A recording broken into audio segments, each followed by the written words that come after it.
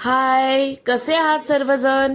मी प्रीती तुम्हा सर्वांसाठी एक हेल्दी रेसिपी घेऊन आलेली आहे.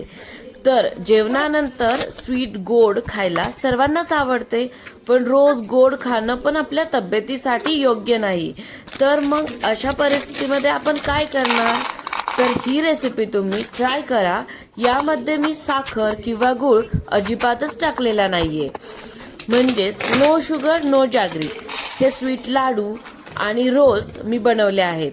तर हा व्हिडिओ तुम्ही पूर्ण बघा, म्हणजे तुम्हाला समजेल की मी असं काय यात टाकलंय की त्याने हे लाडू आणि रोल्स गोड झालेत, स्वीट झालेत.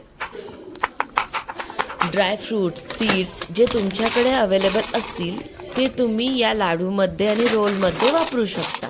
म्हणजेच काजू, बदाम, पिस्ता, अक्रोड, मनुके, याचबरोबर सीड्स, सूर्यफुलाचे बीज, भोपळ्याचे बीज हे माझ्याकडे होते. एवढे मी या ड्रायफ्रूट्स रोल्समध्ये टाकले आहे. बट जर तुमच्याकडे चिया सीड, जवस हे असेल तर हे देखील तुम्ही यामध्ये यूज करू शकता. मी काजू, बदाम, पिस्ता हे सर्व कट करून तुपामध्ये लालसर छान वास येईपर्यंत भाजून घेत आहे. सीड्स पण मी मस्त छान असे तूप टाकून लालसर भाजून घेतलेत आणि यात आपण गोड होण्याकरिता मनुके आणि पेंडखजूर टाकणार आहोत. मनुके छान साजूक तुपामध्ये भाजून घ्या. पेंडखजूरचे बीज तुम्ही साईडला काढून घ्या आणि चाकूच्या साहाय्याने चिरून बारीक तुकडे करा. तुपामध्ये मस्त असे भाजून घ्या.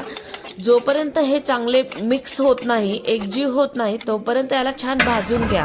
आणि तुम्ही अगोदर जे ड्रायफ्रूट्स अँड सीड्स म्हणजेच काजू, बदाम, पिस्ता, सूर्यफूल बीज, भोपळ्याचे बीज हे लालसर भाजून घेतले होते, हे यामध्ये खजुरीच्या कढईमध्ये तुम्ही एकत्र करून घ्या.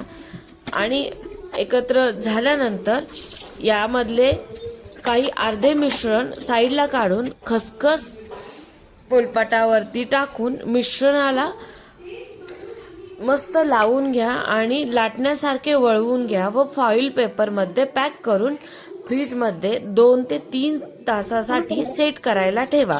व तोपर्यंत अर्धे जे मिश्रण आपण साईडला ठेवले आहे ते त्याचे लाडू वळवून घ्या व जे 3 तासाकरिता ठेवलेले फॉईल पेपरमधले मिश्रण बाहेर काढून त्याला चाकूने छान स्लाइसमध्ये एकसारखे तुकडे करून घ्या.